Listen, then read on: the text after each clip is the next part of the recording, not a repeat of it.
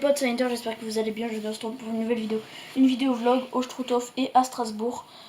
J'ai été rapide là, direct. Donc je pense que ça va être une bonne vidéo, mais vraiment... en fait, je dis plein de fois qu'il y aura une version longue, mais il n'y aura pas de version longue parce que la qualité audio de la version longue est dégueulasse. Et je dis aussi plein de fois que vous avez les explications en même temps que moi. Non, parce que justement, les explications en même temps que moi sont dégueulasses. Donc ça va être un petit peu, c'est un peu short, mais je pense que le vlog va rendre bien. Mais vous avez que moi qui vous explique en gros ce qui s'est passé. Et 2-3 moments vous devez lire avec une musique triste qui va vous faire bader.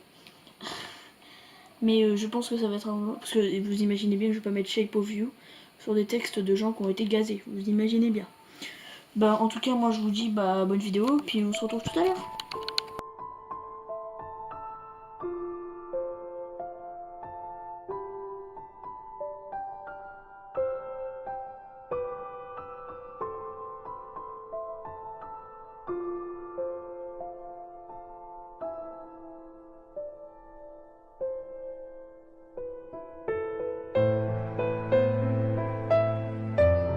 Là on va en chambre à gaz, donc voilà, on a une petite marche d'1 kilomètre, donc bon, on se retrouve tout de suite.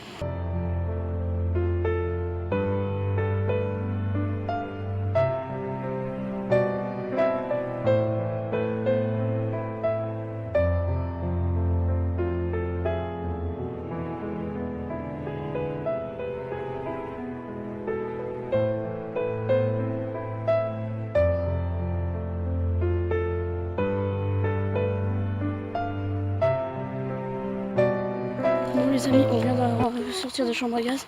Là on doit essayer de remonter pour voir un guide dans 5 minutes. Et là c'est sport parce qu'on a des marches dans la forêt.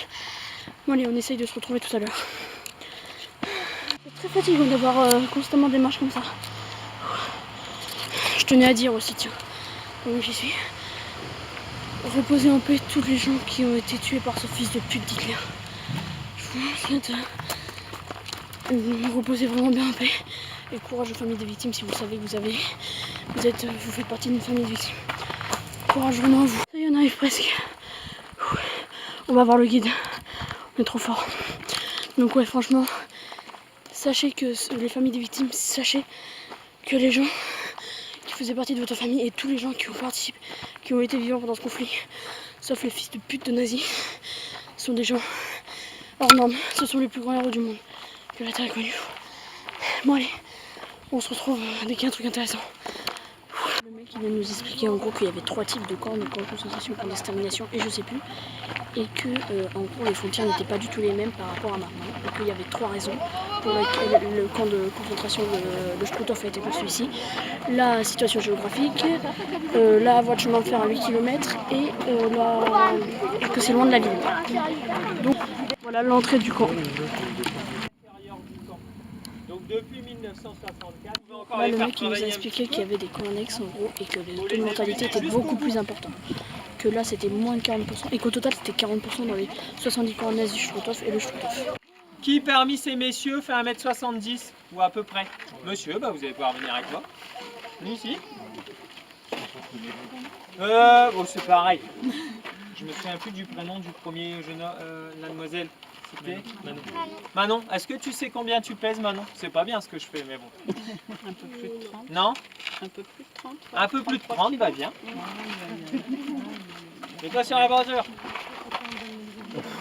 Messieurs, dames, à l'époque, ça veut dire qu'un déporté il fait la taille d'un adulte pour le poids d'un enfant qui a entre 8 et 10 ans.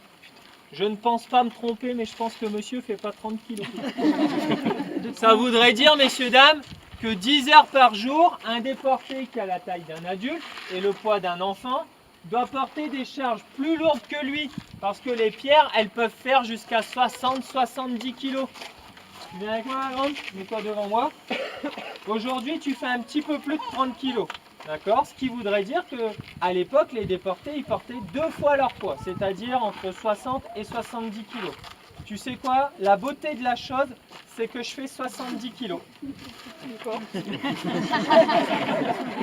Tu vas pas me porter? Tu serais pas en train de dire que je suis gros là quand même.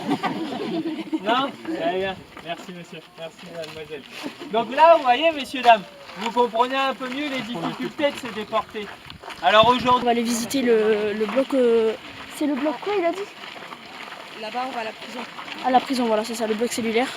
Et puis bah, on se retrouve à l'intérieur. Comme vous l'avez entendu, c'était horrible la vie avant à cet endroit. Donc franchement, voilà, je redis ce que j'ai dit tout à l'heure, mais les familles des victimes, sachez que les personnes de votre famille et les autres personnes qui ont vécu pendant cette guerre, alors les nazis sont vraiment des gens, c'est les plus grands héros que la Terre ait connus. En tout cas, on se retrouve à l'intérieur de ce bâtiment qui est la prison. Et voilà. Voilà le cabinet en quoi ressemblait. Donc le mec là, il nous a expliqué que en gros, déjà c'était de l'humour, ce qu'il faisait un peu avec humour, donc pour expliquer aux plus jeunes, etc. Et il nous a expliqué aussi que ici c'est tous les gens qui sont morts et qu'il avait un vécu familial. Donc voilà, donc on se retrouve pour la suite. Voilà, donc ici c'est l'endroit où il y a, en gros c'est le mémorial de tous les gens qui sont morts ici. Donc rest in peace à vous et force à vous.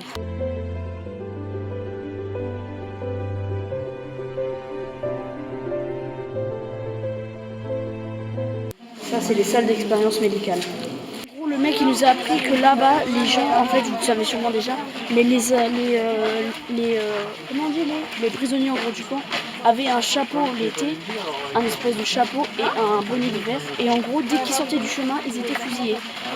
Et donc par les sentinelles. Et donc en gros ce qu'ils faisaient, ceux qui étaient avec les prisonniers la garde en gros, balançaient leur bonnet ou leur chapeau. Et en gros, ils étaient obligés d'aller chercher et ils se faisaient fusiller. Et s'ils n'allaient pas le chercher, ils se faisaient torturer. Donc voilà comment là, il y a des milliers de gens qui sont morts. Donc en gros, là-bas, donc ici, là où vous voyez l'espèce de gros triangle. Donc le gros triangle, c'est un mémorial. Et en gros, là-bas, il y a une potence. Mais les gens n'étaient pas pondus par une potence habituelle. Donc ils n'avaient pas rien sous leurs pieds, vous voyez. Donc en gros, ce qu'ils faisaient les nazis, c'est qu'ils tournaient vraiment la corde haut, de façon à ce que ce soit une mort lente, mais pas rapide non plus. Enfin, que ce soit pas une mort rapide, mais une mort très très lente, mais sans guillotine, enfin sans tomber quoi, vous voyez. Et là, vous avez vu quand j'ai parlé, peut-être que j'ai parlé ça, c'est ma mère qui a filmé. Voilà, en gros ce qu'il nous a dit, que les sentinelles étaient postées dans les machins, comme ça, là-bas, les gros machins que vous allez voir, bon je vais vous montrer tout à l'heure. Et que donc c'est ici que les gens les miradors, voilà, et c'est ici, donc là, que les Allemands, que les nazis, pardon, parce que les Allemands ne sont pas tous les nazis, que les nazis faisaient tomber les bonnets ou les chapeaux. Mais c'est vraiment impressionnant tout ce qui s'est passé là-bas. Je suis soufflée. On se retrouve en haut.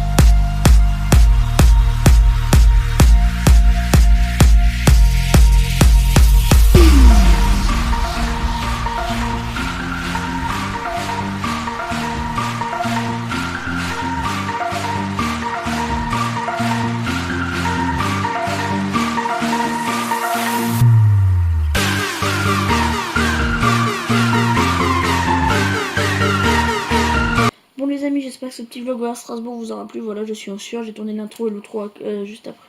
Ce petit vlog à Strasbourg et l'outro, je trouve tof, hein, bien sûr. Donc en gros, bah, n'hésitez pas à liker, commenter, partager. Dites-moi si ce vlog vous a plu.